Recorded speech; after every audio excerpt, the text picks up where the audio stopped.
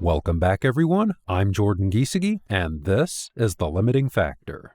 In my past videos on the 4680, there weren't yet any comparable cells on the market, so I had to rely on comparisons to Panasonic and LG Chem 2170 cells, which was helpful but imperfect. That's because 2170s, which are 1/5 the size of 4680 cells, have different design and engineering requirements. However, thanks to some recent teardowns by James Ma of Kaishan Road, we now have some better comparables, 4695 cells from Eve and CALB, which are battery manufacturers out of China. The Tesla 4680 has an energy density of 272 watt-hours per kilogram. The Eve 4695 has an energy density of 275 watt-hours per kilogram. And the CALB 4695 cell boasts an impressive 302 watt-hours per kilogram. The question is, at an engineering level, what's causing those energy density differences? What are the trade-off decisions that were made to hit those energy densities? And what is the state of the production ramps of each of those cells, which is more important from a commercial viability perspective than the differences in energy density? Before we begin, a special thanks to my Patreon supporters, YouTube members, and Twitter subscribers, as well as Rebellionaire.com. They specialize in helping investors manage concentrated positions. Rebellionaire can help with covered calls, risk management, and creating a money master plan from your financial first principles. Additionally, for this video, thanks to James Ma of Kaishan Road. Kaishan Road is a media company similar to Monroe Live, except they focus on lithium-ion batteries and are based out of China. They do teardowns and explanations of battery engineering and have over 100,000 followers in China. James is establishing a presence on X and is sharing this teardown information to promote their work, so feel free to follow James there. So what are the primary causes of the energy density differences between the Tesla 4680 and the 4695 cells from Eve and CALB? I say primary causes because there are around a half a dozen components within the battery cells that likely contributed to their energy density differences, such as the thickness and porosity of the electrodes, the amount of additives in the electrodes, and the thickness of the current collectors. So I'll just focus on the factors that, to me, appear to have made the greatest impact on energy density. First, as I showed in previous teardowns, the Tesla 4680 contains no silicon in the anode. I estimated that gave each version of the Tesla 4680 around a 12 to 24 watt-hour per kilogram handicap compared to a cell containing silicon. The last information I have on hand indicated that the Panasonic 2170 cell contained around 7% silicon dioxide, which would have translated into about 3.2% pure silicon. The Eve 4695 cell contains around the same amount of pure silicon, at 2.86%. If we assume that provided a 12 watt-hour per kilogram energy density increase, it would mean that without silicon, the Eve 4695 would have had an energy density of around 263 watt-hours per kilogram. As for the CALB 4695, it contained a whopping 8.77% pure silicon, or about 3 times more than the Eve 4695 cell. However, with increasing amounts of silicon, there are diminishing returns, meaning instead of gaining 3 times more than 12 watt-hours per kilogram or 36 watt-hours per kilogram, the increase might be more like 27 watt-hours per kilogram. So, without the silicon, the CALB cell would have had an energy density of 275 watt-hours per kilogram. Next, let's take a look at can thickness. As I showed in my teardown of the 4680, a decrease in the cell can thickness from around 0.6 millimeters to 0.4 millimeters was responsible for an energy density increase of around 20 watt-hours per kilogram. The EVE 4695 cell had a can thickness of 0.6 millimeters, so if it had a similar can thickness to the 4680 at around 0.4 millimeters, without silicon, it would have had an energy density of 283 watt-hours per kilogram. The CALB 4695 cell had a can thickness of 0.4 millimeters, which is the same as the 4680, so no energy density adjustment would be needed, leaving it at an equivalent 275 watt-hours per kilogram. Next, let's take into account the length of the cell cans, which only make a slight difference, but it's still worth factoring in. The 4695 cells are 15 millimeters longer than the 4680 cells, or about 19% longer. Meanwhile, components like the current collection system on the ends of the cells will weigh roughly the same as they did before, meaning a higher proportion of active energy storing material to inactive material within the cell. Grok estimates that a 15 millimeter longer cell would improve energy density by about 3 watt-hours per kilogram, which is in the right ballpark. That is, taking into account silicon content, can thickness, and length differences, the EVE and CALB battery cells would have, respectively, energy densities of 280 watt-hours per kilogram and 272 watt-hours per kilogram. That in turn means trying to take into account other variables wouldn't offer much additional benefit because we've explained the energy density differences to within about 3%. As a side note, some of you might be curious about the cathode chemistries of the three cells. The key thing to look at with the cathode is the percent nickel content. That's because higher nickel content results in higher energy densities and lower costs. The 4680 uses an NMC 955 cathode, which is 90% nickel. The EVE 4695 cell is 90% nickel as well, and the CALB cell is 92% nickel. That is, they're each roughly equivalent in terms of the state of their cathode technology. The CALB 4695 does have 2% higher nickel, but that would make a negligible difference in energy density and cost. Lastly, as a final note on energy density, some of the bigger battery geeks out there might also be wondering about the testing protocols for the cells. That is, whether some of the differences in energy density might be due to differences in how the cells were tested. James used a C rate of 0.33, meaning charged and discharged in 3 hours, with a voltage window of 2.8 to 4.3 volts. My understanding is that Monroe tested the 4680 at a C rate of 0.25, meaning charged and discharged in 4 hours, with a voltage window of 2.5 to 4.25 volts. Those testing conditions are similar enough that two identical cells tested with those two protocols would likely return energy density measurements within 1 to 2 watt-hours per kilogram of each other.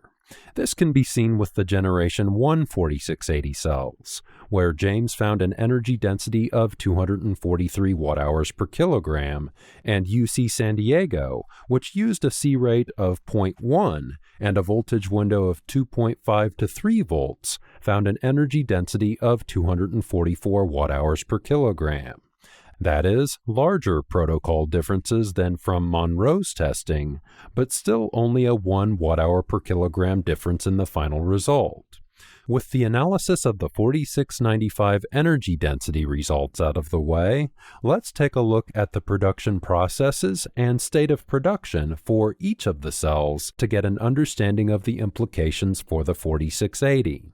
The highest production rate I've extrapolated so far for the 4680 was last year at an annualized rate of around 17 gigawatt hours. At that time, the 4680 was using a wet-coated cathode and dry-coated anode. The fully dry-coated cell is supposedly on the way, and recent comments from Elon are promising, but it's still a matter of wait and see. Either way, even without the dry coating process, I consider anything above 10 gigawatt hours of production to be high volume production, rather than just being in a pilot or early production ramp phase. How does that compare to the Chinese cells? The EVE 4695 cell will be used in the upcoming BMW iX3, which just started its production ramp and will likely take a year or two to hit its full production rate of 150,000 vehicles per year. The battery pack in that vehicle is 108.7 kilowatt hours, which means at full production capacity, 16 gigawatt hours of 4695 cells would be needed per year to feed that production line. As for the CALB 4695 cell, as far as I'm aware, there's no public confirmation of plans to use it in any vehicles, and so the cell that Kaishan Road tore down is still what I'd consider in the pilot phase. That is, it could be a couple of years before we see high-volume production of the cell. What all this means is that we're comparing Tesla technology from almost 2 years ago to early volume production and pilot production of the Chinese cells. So we're looking at a time spread of about 2 to 5 years in terms of commercialization.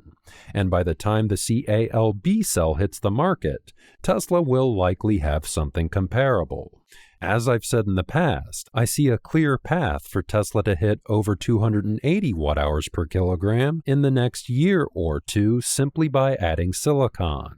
And by 2030, they have a number of technologies, not just the ones on screen, that they could deploy to push that closer to 300 watt-hours per kilogram. That is, in the next few years, at similar production volumes, it's likely Tesla will roughly match the energy density of the upcoming 4695 Chinese cells.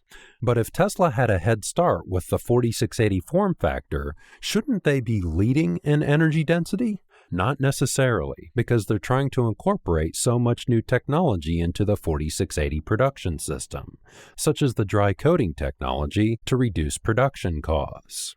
So from an energy density perspective, they're likely playing it safe to limit the variables and challenges they face. Meanwhile, the Chinese 4695 cells are using a standard wet coating process, which means one less problem to solve and more leeway for energy density improvements from, for example, adding silicon. I'd rate Tesla's dry coating process above the difficulty of adding 9% silicon to the battery cell. And as for making the cell longer, there's no additional difficulty involved. It's just a product and design choice. On that note, why are the Chinese making their cells longer, and what are the implications of higher silicon levels? As I said earlier, the EVE 4695 battery cell will be used in the BMW iX3.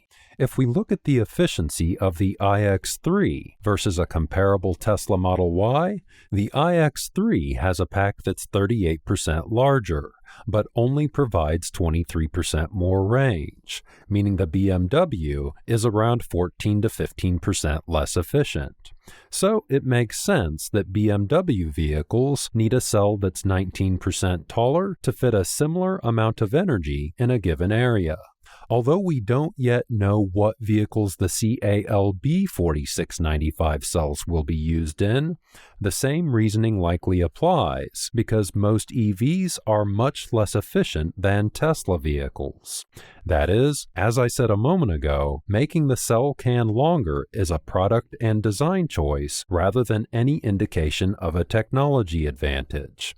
In fact, in the case of BMW and Tesla, it indicates the overall EV technology advantage goes to Tesla because their vehicles need less battery capacity for the same amount of range. Either way, coming back to the main point, going with a larger cell is really about matching the cell length to the needs of the vehicle. For example, there is a case for Tesla to eventually use a longer battery cell for the Tesla Semi. That's because the Semi's battery pack will be 10 times larger than the battery pack in Tesla's passenger vehicles. A larger cell in those battery packs would mean fewer cells per pack, and therefore fewer manufacturing operations to make each battery pack, making them cheaper. Why not just make the cell wider? My guess is that thicker cells would likely mean more space in the pack devoted to cooling loops for thermal management, which may be why Tesla indicated at Battery Day that going above 46 millimeters started to decrease vehicle range. As a side note, another good use case for a longer cell could actually be the Tesla Roadster. If Tesla wants that vehicle to give a hardcore smackdown to all the other sports cars on the market, it will need as much energy capacity as possible, and the best way to do that is taller battery cells. Moving along, what are the implications of the higher silicon loadings in the Chinese-made 4695 cells compared to the 4680, which has no silicon? Beyond energy density, silicon allows for faster charge rates. It doesn't guarantee it because charge rates involve a number of variables, but it makes it easier and therefore more likely. That's for two primary reasons. First, silicon has 10 times the specific energy capacity of graphite, so using even a small amount allows the anode to be made significantly thinner, which makes it easier for the lithium ions to flow through the electrode. Second, when lithium enters a graphite anode, the lithium ions have to shuffle around to find a place between the graphene sheets of the graphite. That's as opposed to silicon, where the lithium can alloy from anywhere in 3D space. So why doesn't every cell manufacturer just use the same amount of silicon or more than CALB is using in their battery cells to increase energy density and charging speeds? Because it typically reduces battery cycle life. Although silicon can store 10 times more lithium than graphite, it creates greater expansion and contraction stresses as the silicon expands 300% to store the lithium. So higher amounts of silicon can only be added if a company is either willing to accept that degradation or they've found engineering solutions to the expansion and contraction stresses, which progress is being made on every year. By 2030, there will likely be companies that achieve 9% silicon in mass-produced cells with no additional degradation and minimal additional cost. But will CALB achieve that? For my part, I'll wait and see. Prototypes are easy and production is hard. But if you're less patient, James Ma may be able to provide it as part of a paid teardown report. If you're interested, contact him on X. In summary, in terms of energy density, the 4680 is roughly on par with the upcoming EVE 4695 cell and falls short of the CALB 4695 cell. However, with regards to the EVE 4695, the 4680 is a couple years ahead in terms of the production ramp, and at some point is expected to start using the dry coating process on both electrodes, which should lead to lower costs. With regards to the CALB cell, although it has excellent energy density, it's still in pilot production, putting it at least 3 years behind the 4680. So it's not really a fair comparison because it's not yet a commercial reality. By then, I expect Tesla to have a battery cell with a similar energy density in the 280 to 300 watt-hour per kilogram range. It's also worth noting that in this video, we focused strictly on cell-level energy density. Pack-level energy density matters more, and initial leaks indicate that the EVE 4695 pack that'll be used in the BMW has an energy density of up to 162 watt-hours per kilogram. If that's true, it's worse than the 170 watt-hours per kilogram of the 4680 battery pack used in the Cybertruck, despite the cell-level energy density advantage of the EVE cells. But as always, as new information comes to light, I'll keep you updated. We should also start seeing 4680 cells from Panasonic and LG Chem in the next year as well. So things could get busy with teardowns. As always, please consider supporting the channel with the links in the description, which now also includes a referral link for Signature Solar.